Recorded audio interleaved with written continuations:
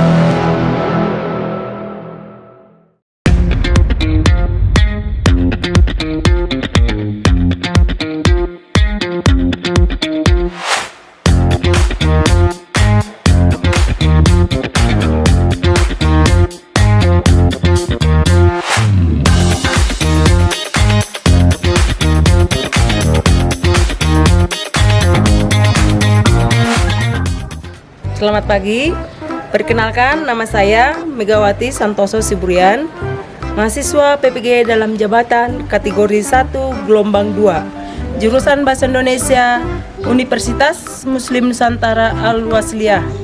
Pada hari ini, Selasa tanggal 13 Juni, saya akan melaksanakan praktek mengajar dalam rangka penilaian uji kinerja di SMA Negeri 1 Polung, Kecamatan Polung, Kabupaten Humbang Hasundutan, Provinsi Sumatera Utara.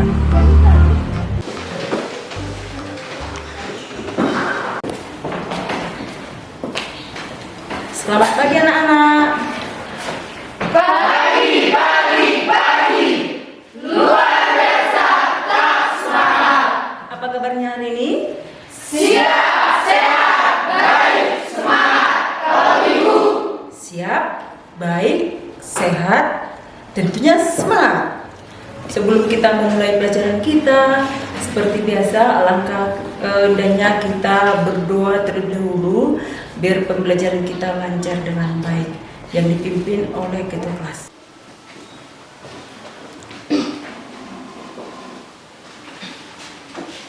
Untuk memulai aktivitas kita hari ini, ada baiknya kita berdoa menurut agama dan kepercayaan kita masing-masing. Berdoa dimulai. Berdoa selesai. Untuk meningkatkan rasa nasionalisme kita dan cinta tanah air terhadap nusa dan bangsa, maka kita menyanyikan salah satu lagu wajib nasional yang dipimpin oleh Artinya. Silakan, Nak.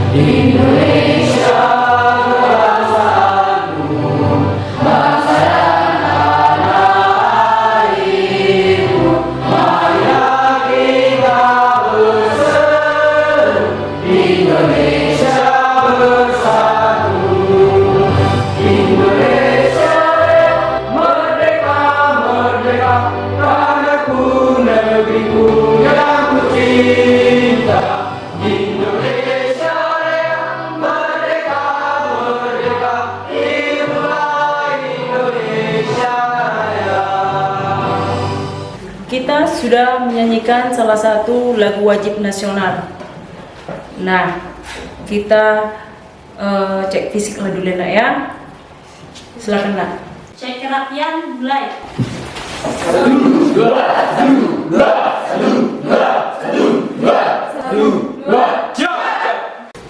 Oke Nak, terima kasih. Silakan duduk.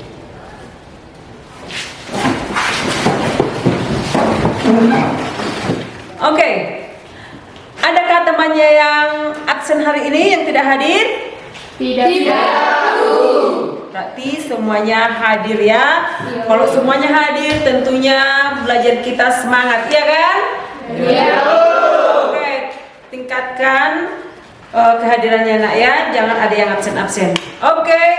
Sebelum kita memulai pelajaran kita, Ibu terlebih dahulu menayangkan motivasi. Ya. Disimak ya nak ya.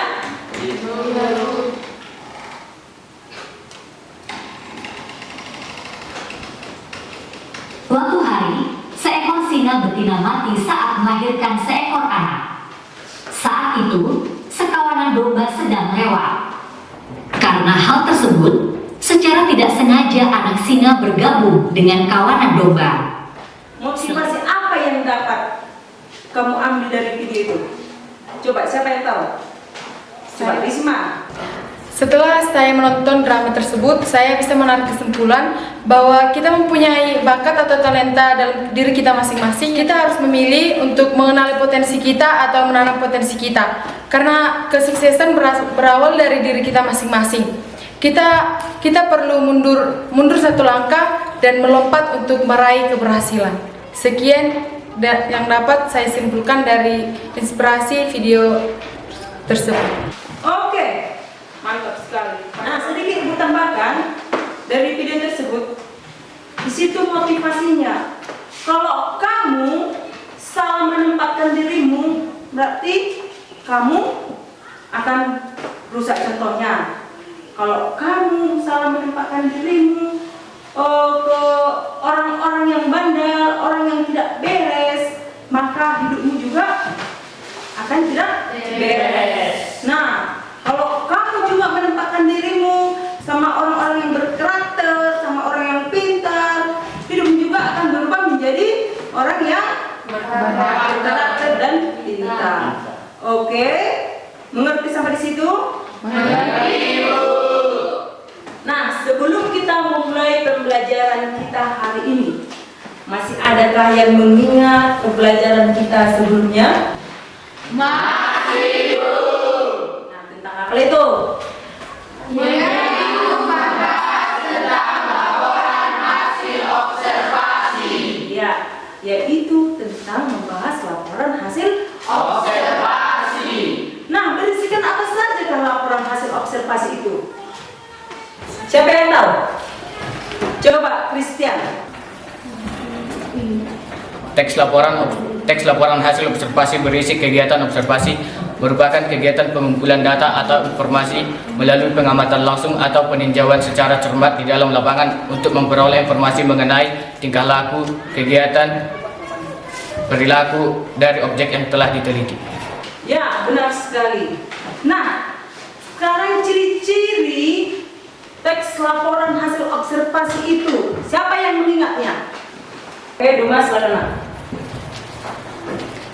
Ciri-ciri teks hasil observasi yaitu yang pertama, bersifat objektif, global, dan universal. Yang kedua, objek yang akan dibicarakan atau dibahas adalah objek tunggal. Yang ketiga, ditulis secara lengkap dan sempurna. Yang keempat, ditulis berdasarkan fakta sesuai dengan pengamatan yang telah dilakukan. Yang kelima, informasi teks merupakan hasil penelitian terkini yang sudah terbukti kebenarannya. Yang keenam, saling berkaitan dengan hubungan berjenjang antara kelas dan subkelas yang terdapat di dalamnya. Terima kasih. Oke, mantap sekali ya. Rupanya anak-anak ibu masih ingat pembelajaran kita sebelumnya. Nah, sekarang masuk kita pembelajaran hari ini ya nak ya. Pembelajaran kita hari ini yaitu mengenai teks laporan hasil observasi, melanjutkan pembelajaran kita sebelumnya, yaitu dengan kompetensi dasar menginterpretasi isi teks laporan hasil observasi berdasarkan interpretasi baik secara lisan maupun tertulis. Adapun tujuan pembelajaran kita hari ini yaitu menggunakan model pembelajaran basic project, yaitu project basic learning. Yang pertama di situ, kamu mampu membuat teks laporan hasil observasi secara mandiri dengan baik dan benar, ya. Yang kedua, peserta didik atau kamu mampu menyampaikan laporan hasil observasimu secara lisan baik dan benar. Nah, di sini KKM-nya 70. Bagaimana jika kamu tidak memenuhi KKM? Nah, di sini akan diadakan evaluasi dan remedial. Oke? Oke, sampai situ paham? Paham. Nah, struktur dari teks laporan hasil observasi itu ada 4, yaitu definisi umum, definisi bagian, definisi manfaat, dan penutup atau kesimpulan. Siapa yang bisa menjelaskan ini? Oke, Antonia. Definisi umum yaitu pembukaan yang berisi pengertian mengenai sesuatu yang dibahas dalam teks. Definisi bagian merupakan bagian yang berisi ide pokoknya. Definisi manfaat yaitu bagian yang menjelaskan manfaat dan objek yang kamu amati itu. Penutup atau simpulan merupakan bagian rinci akhir teks. Terima kasih. Oke, terima kasih Antonia. Kamu telah menjelaskan dari struktur teks laporan hasil observasi itu. Sini Ibu akan menjelaskan bagaimana langkah-langkah menyusun teks laporan hasil observasi. Yang pertama, kita menentukan objeknya dulu. Objek yang akan kita amati, yang akan diteliti, ya. Yang kedua di situ merencanakan, menyelesaikan masalah, ya. Dan yang ketiga, melakukan pengamatan sesuai dengan masalah yang ditentukan, ya. Kita amati dulu sesuai dengan masalah apa yang terdapat di objek tersebut.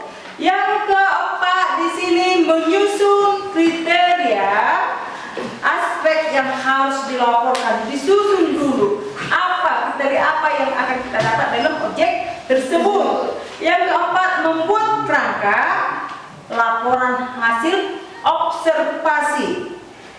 Yang kelima di sini menyusun laporan hasil observasi. Setelah kita buat kerangkanya, baru kita susunlah laporan hasil observasinya. Selanjutnya di sini melengkapi teks laporan hasil observasi dengan data dan gambar. Jadi di sini kita harus melengkapi datanya dulu, baru gambarnya. Ya, tambahkan data-data yang didapat dari hasil observasi. Bisa itu berupa gambar atau data yang berupa angka menunjukkan suatu ukuran. Jadi paham nak? Paham. Yang lebih jelas di sini Ibu akan memutarkan sebuah video teks laporan hasil observasi. Oke? Assalamualaikum warahmatullahi wabarakatuh. Apa kabar semuanya anak-anak? Semoga kalian selalu sehat. Amin. Nah, di video kali ini Ibu akan menjelaskan cara membuat tugas tentang teks laporan hasil observasi hari ini. Hari ini Ibu akan observasi lidah buaya. Nah, langsung kita mulai aja ya observasi tentang lidah buayanya. Lidah buaya memiliki nama latin aloe vera atau aloe barbadensis milleniar. Lidah buaya adalah salah satu dari 10 tipe tanaman terlaris di dunia yang memiliki potensi untuk bisa dikembangkan sebagai tanaman obat dan juga bahan baku industri. Tanaman lidah buaya merupakan tanaman yang sering dijadikan tanaman hias. Lidah buaya mempunyai akar serabut dengan batang yang sangat pendek atau bahkan tidak terlihat karena tertutup oleh daun. Nah, Ibu kan sudah memutarkan video bagaimana cara mengobservasi, ya kan? Iya. Setelah kamu menonton video tersebut, apa yang kamu simak dari video itu? Cara observasi sebuah tanaman lidah buaya. Cara mengobservasi tanaman lidah buaya. Nah, manfaat apa yang kamu dengar, yang kamu simak dari video tersebut? Siapa yang tahu? Coba Bibi. Yang saya ketahui tentang manfaat lidah buaya adalah yang pertama, memiliki potensi sebagai tanaman obat, yang kedua sebagai bahan baku industri, yang ketiga sering juga digunakan sebagai tanaman hias, dan yang keempat sering juga digunakan sebagai bahan kosmetik. Oke, terima kasih Bibi. Kamu telah menyimak dari video tersebut. Nah, berarti kamu sudah mengerti bagaimana cara mengobservasi suatu objek, ya kan? Iya. Oke, biar lebih semangat, kita ice breaking dulu ya, Nak ya. Oke. Oke.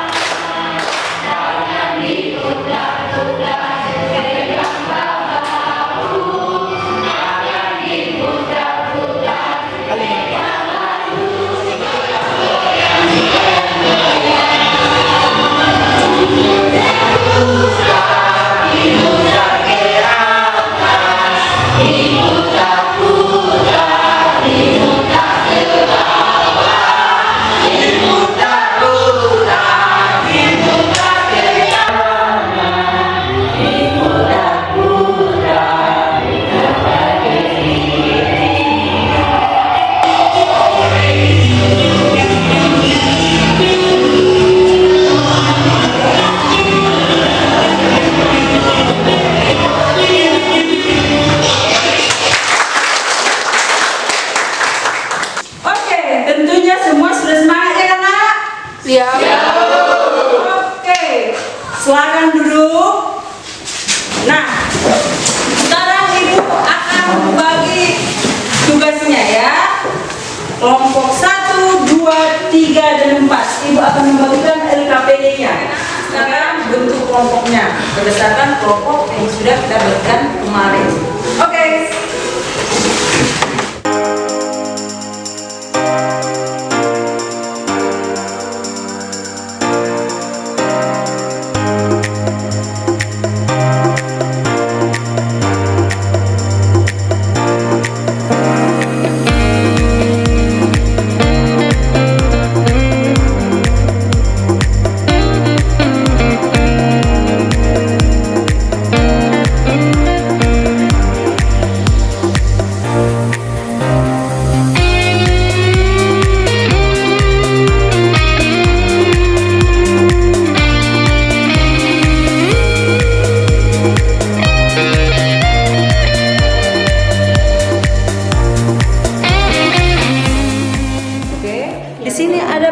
Bagaimana caramu mengobservasi ya?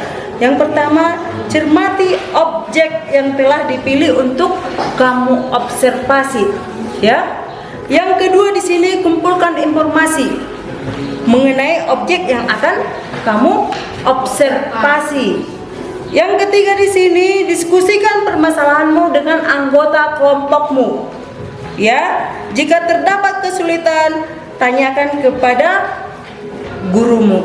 Tanyakan kepada ibu, ya Nak ya. Yang keempat di sini kembangkan informasi yang kamu kumpulkan menjadi teks laporan hasil observasi. Ya, setelah itu kamu akan mempresentasikan di depan kelasmu. Oke Nak?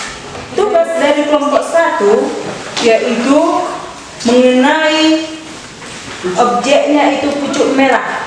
Ya? Dan kelompok 2 tugasnya objeknya mengenai pohon cemara, ya. Dan kelompok 3 mengenai perpustakaan. Kelompok 4 objeknya itu adalah lingkungan sekolah. Jadi itulah tugas dari masing-masing kelompok. Itulah yang akan mau diobservasi. Sampai di sini paham, Nak? Paham. Ada pertanyaan? Tidak. Oke.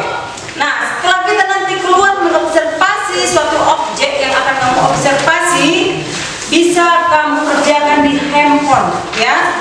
Bisa kamu kerjakan di handphone, contohnya mengangkat PowerPoint dan yang lain-lainnya. Jadi nanti di saat kamu presentasi, kirimkan sama ibu melalui WA dan akan ditayangkan di depan. Oke nak? Sampai di situ paham? Paham Bu. Oke, sekarang kita keluar mengobservasi suatu objek. Silakan keluar.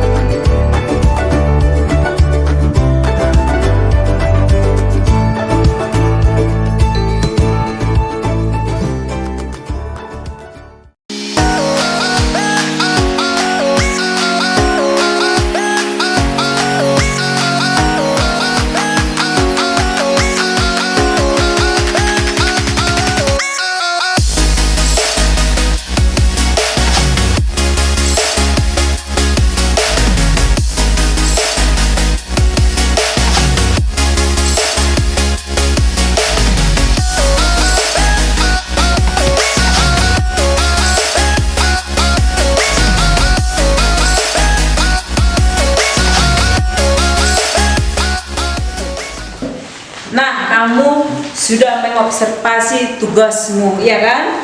Tugas kelompokmu. Nah, siapa yang maju duluan untuk mempresentasikan tugasnya? Kami Bu. Oke, kelompok 1, silakan maju ke depan. Selamat pagi teman-teman. Kami dari kelompok 1 akan mempresentasikan hasil diskusi kami tentang mengobservasi pucuk merah. Teman-teman boleh melihat yang ada di depan ini. 1. Klasifikasi umum. Tanaman pucuk merah merupakan salah satu tanaman hias yang mudah dijumpai. Tanaman ini punya nama latin, yaitu Zygonium sinambense atau Cycnozium scapulatum var. Pucuk merah dapat tumbuh hingga terbentuk pohon dengan kelebatan sekitar 16-30 meter. Yang kedua yaitu deskripsi bagian. Keunikan pada pucuk merah terletak pada warna daunnya. Jika masih muda, daunnya akan berwarna merah dan seiring waktu akan berubah menjadi hijau. Kombinasi dua warna tersebut menjadikan tanaman ini punya keindahan yang mampu menyejukkan mata. Daun pucuk merah berbentuk oval namun lancip dan pada ujung daunnya. Pucuk merah juga memiliki bunga yang bersifat majemuk dan tersusun dalam helai berkarang terbatas. 3. Deskripsi manfaat. Dibanding tanaman hias lainnya, pucuk merah memang populer sejak dulu hingga kini. Tanaman ini banyak ditanam di pekarangan rumah maupun di pinggir jalan. Selain alasan keindahan, pucuk merah dipelihara karena memiliki akar tunggal yang mampu menghudap ke dalam tanah secara pokok untuk rehabilitasi tanah, mencegah longsor dan menyimpan cadangan air. Itu sebabnya pucuk merah juga banyak dijumpai pada area perbukitan. 4. Kesimpulan. Dari hasil observasi yang telah kami lakukan di SMA Negeri 1 Hulu, yaitu tanaman pucuk merah adalah sejenis tanaman perdu yang tak sepopuler Anthurium atau sejenisnya. Bentuk daunnya pun tidak sevariatif tanaman hias populer lainnya. Warnanya hijau dan pada pucuknya berwarna merah.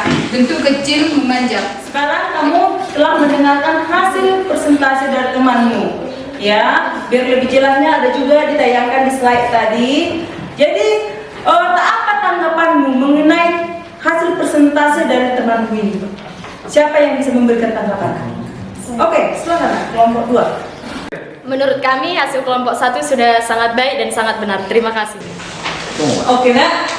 Menurut pendapat dari temanmu, hasil presentasi kalian itu sudah baik dan benar. Tapi menurut Ibu masih ada beberapa tanda bacanya waktu mempresentasikan kurang dibudayakan ya, kurang dipakai ya. Jadi untuk depannya silakan diperbaiki, oke Nak? Oke. Silakan berikan aplaus untuk kelompok 1. Selamat pagi teman-teman. Kami dari kelompok 2 akan mempresentasikan hasil observasi kami mengenai pohon cemara. Teman-teman, kita dapat melihat slide-nya di layar. Pernyataan umum. Pohon cemara merupakan pohon yang mudah ditemui di sekitar wilayah Indonesia karena mampu tumbuh di berbagai tempat. Tumbuhan cemara mudah untuk ditanam, meskipun membutuhkan waktu yang lama untuk tumbuh besar. Tanaman ini juga dapat tumbuh di dataran tinggi bersuhu dingin. Suku cemara-cemaraan meliputi sekitar 70 tumbuhan. Sebagian besar suku ini terdapat di belahan bumi selatan, terutama di wilayah tropis dunia lama termasuk Indo-Malaysia, Australia, dan Kepulauan Pasifik. Adapun deskripsi bagian dari pohon cemara, berikut ini ciri-ciri pohon cemara secara umum antara lain yaitu bentuk pohonnya kerucut dan tingginya dapat mencapai 20-30 meter. Daun cemara berbentuk ramping dan ujungnya runcing, berguna untuk mengurangi penguapan. Bentuk daun cemara akibat adaptasi dengan lingkungan bersuhu panas. Adapun jenis batang pohon cemara yaitu tinggi batang cemara ini antara 3-5 meter. Bentuk batang mengerucut, tegak dan bulat. Permukaan batang kasar berwarna coklat dengan percabangan yang cukup banyak jenis-jenis pohon cemara. Menghilangkan perasaan stres. 4. Sebagai bahan masakan. 5. Membantu proses penyuburan tanah. 6. Mencegah terjadinya abrasi di pantai. 7. Melindungi tanaman lain dari tempahan angin. Kesimpulan, cemara sendiri merupakan tumbuhan hijau abadi yang sepintas lalu dapat disangka sebagai tusam karena rantingnya yang berluas pada dahan besar kelihatan seperti jarum dan buahnya mirip runjung kecil. Namun kenyataannya pepohonan ini bukan termasuk gimnospermae sehingga mempunyai bunga baik jantan maupun betina.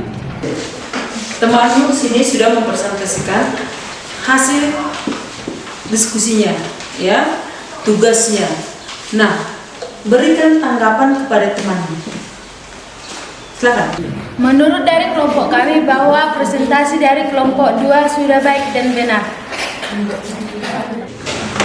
Menurut pendapat temanmu dari kelompok 3, hasil presentasi kalian sudah baik dan benar. Tapi menurut Ibu masih ada sedikit ya, kekompakan kalian masih kurang dalam mempresentasikan hasil diskusimu, hasil observasimu. Ya, oke. Dan tanda bacanya juga masih banyak yang kurang dipakai. Jadi untuk ke depan diperbaiki hasil presentasinya, oke Nak? Ya. Nah, untuk kelompok 2 berikan aplaus. Selamat pagi buat kita semua. Kami dari kelompok 3 akan mempresentasikan yaitu tentang perpustakaan yang seperti kita lihat seperti di slide. Pernyataan umum. Perpustakaan adalah tempat, gedung, ruang yang disediakan untuk pemeliharaan dan penggunaan koleksi buku. Perpustakaan diklasifikasikan menjadi 3, yaitu perpustakaan online, perpustakaan berjalan, dan perpustakaan dalam ruangan. Perpustakaan online adalah perpustakaan yang tidak nyata dan hanya dapat diakses dengan jaringan internet. Perpustakaan ini jangkauannya paling luas dari perpustakaan yang lainnya. Selanjutnya, perpustakaan berjalan adalah perpustakaan yang tidak tentu tempatnya atau tidak menetap. Perpustakaan ini jangkauannya cukup luas, tempatnya atau tidak menetap juga. Sedangkan perpustakaan dalam ruangan adalah perpustakaan yang terdapat di dalam ruangan. Perpustakaan dalam ruangan dibagi menjadi 3, yaitu perpustakaan umum, perpustakaan sekolah, dan perpustakaan pribadi. Deskripsi bagian 1. Buku tentang agama diberi kode 200. Contoh buku bertema agama adalah 165 kebiasaan Nabi, Dharma, Akhlak, dan Ekonomi Keagamaan. Selanjutnya buku berkode 300 adalah kelompok buku bertema ilmu-ilmu sosial. Deskripsi bagian 2. Buku berkode 800 adalah buku bertema pengetahuan praktis. Contoh bukunya adalah menulis surat-surat, teknologi informasi dan komunikasi, dan akuntansi belajar. Selanjutnya, buku bertema kesenian dan olahraga dikelompokkan menjadi 1 dan diberi kode 700. Contoh buku bertema kesenian dan olahraga ialah atletik, dasar-dasar balap sepeda, dan jantung kuat bernapas lega. Buku tentang kesusastraan diberi kode 800. Agar memudahkan orang untuk mencari buku tertentu, perpustakaan biasanya mengelompokkan buku berdasarkan tema buku tersebut. Secara umum, buku dikelompokkan menjadi 10 berdasarkan temanya. Agar lebih mudah mencari buku, setiap buku yang sudah dikelompokkan diberi kode berupa angka dari 00 sampai 900. Kesimpulan, dari hasil observasi yang telah kami lakukan adalah perpustakaan berisi kumpulan-kumpulan buku. Perpustakaan juga salah satu tempat untuk membaca. Perpustakaan adalah salah satu unit kerja yang berupa tempat untuk mengumpulkan, menyimpan, mengelola, dan mengatur koleksi bahan perpustakaan secara sistematis untuk digunakan oleh pemakai sebagai sumber informasi sekaligus sebagai sarana yang menyenangkan. Nah, sekarang kamu sudah mendengarkan hasil presentasi dari kelompok 3, yaitu mengenai perpustakaan. Siapa yang bisa memberikan tanggapan mengenai hasil diskusi mereka? Oke, silakan. Kami dari kelompok 4 ingin memberikan tanggapan terhadap presentasi kelompok 3. Menurut kelompok kami, presentasi yang telah mereka tampilkan sudah baik, namun ada sedikit kekurangan pada saat menyampaikan atau membacakan presentasi mereka. Terima kasih. Nah, temanmu sudah memberikan tanggapan mengenai hasil observasimu, mengenai hasil diskusimu. Karena katanya cara pembacaannya itu masih kurang tepat. Ya, dan ibu pun mendengarkan tadi masih ada yang kurang tepat. Jadi untuk presentasi selanjutnya tolong diperbaiki. Oke, nak? Oke, Bu. Oke, berikan aplaus untuk kelompok 3. Selamat pagi buat kita semua. Kami dari kelompok 4 ingin mempresentasikan tugas laporan hasil observasi mengenai lingkungan sekolah SMA Negeri 1 Polung. Kita dapat memperhatikan slide yang di depan. Yang pertama, deskripsi umum. SMA Negeri 1 Polung adalah sekolah SMA satu-satunya yang terdapat di Kecamatan Polung. Pembangunan sekolah dilakukan pada tahun 1997. Di bagian luar sekolah, dinding dilengkapi dengan ornamen agar terlihat lebih bagus. Sekolah memiliki 2 gerbang dengan lokasi yang berbeda, sehingga bisa dilalui oleh siswa, guru, staf, dan karyawan. Gerbang timur sekolah langsung mengarah ke tempat parkiran yang biasanya digunakan oleh guru dan staf. Berbeda dengan gerbang utara yang memiliki lahan parkir kecil, sehingga selalu digunakan oleh beberapa guru dan orang-orang penting saja. Deskripsi bagian. Sekolah juga mempunyai taman yang sangat rapi dan terdapat beberapa pohon besar. Anggota organisasi sekolah atau OSIS dan siswa lainnya selalu bekerja sama merawat tumbuhan yang ada dengan cara menyiram dan memupuknya. Sejak dibangun, sekolah ini sudah menampung 57 orang guru, 3 orang teknik, dan murid sebanyak kurang lebih 900 orang. Fasilitas kelasnya sangat nyaman karena memiliki 36 bangku dan 18 meja, papan tulis, lemari, dan ada juga beberapa kelas sudah dilengkapi dengan layar proyektor untuk mempermudah proses pembelajaran. Kelas dibagi ke dalam 2 jurusan, yaitu jurusan IPA dan IPS, dengan total 36 bangku dan 18 meja, sehingga terdapat 25 rombel, yakni 9 rombel kelas 10, 4 IPA dan 5 IPS, 8 rombel kelas 11, 4 IPA dan 4 IPS, 8 rombel kelas 12, 4 IPA dan 4 IPS. Sekolah juga sudah dilengkapi dengan fasilitas lengkap seperti 2 ruang komputer, ruang kepala sekolah, tata usaha, perpustakaan, kantin, lapangan bola, lapangan basket, lapangan bulu tangkis, ruang bimbingan konseling, ruang pramuka, ruang agama, ruang kesehatan siswa, ruang musola, dan 5 pondok baca. Deskripsi manfaat. Manfaat sekolah yang penting diketahui adalah bisa melatih kedisiplinan dan sosialisasi.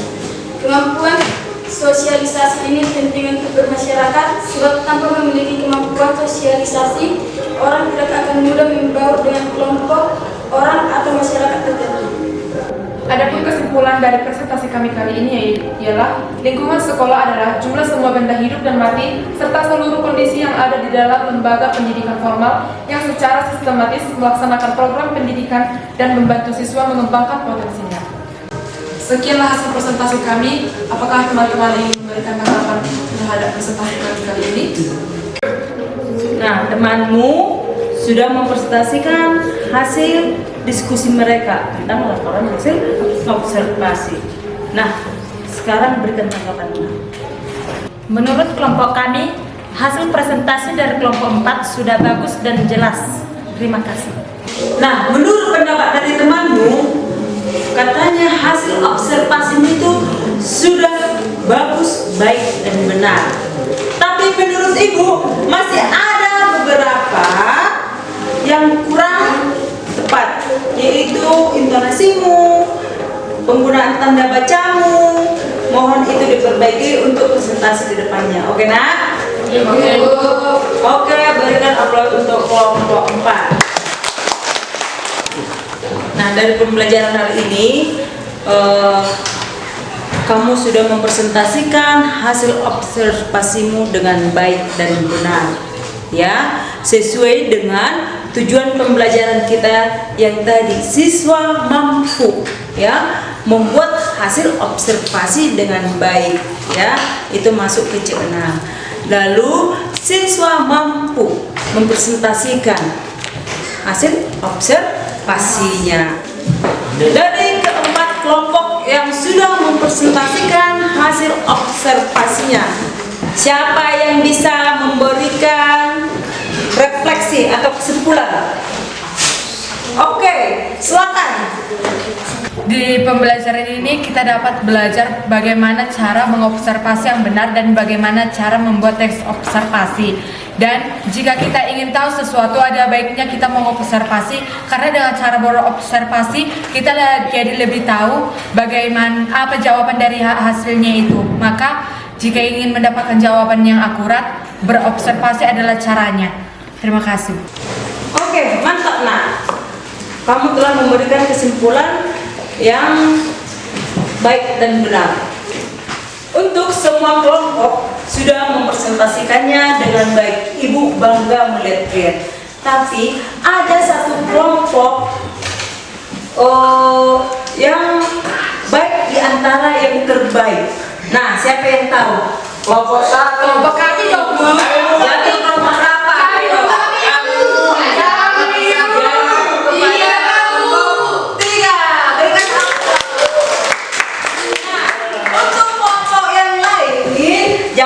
Hati anak ya. Untuk pembelajaran berikutnya masih ada persentase ya. Jadi di situ ditingkatkan, oke? Untuk pertemuan kita berikutnya kita akan membahas tentang debat, ya. Jadi tolong dibaca bukunya biar pembelajaran kita lancar untuk pertemuan berikutnya.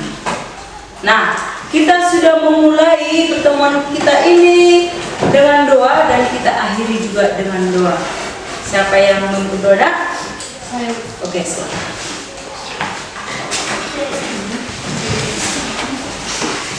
Sebelum kita pulang, ada baiknya kita berdoa sebentar.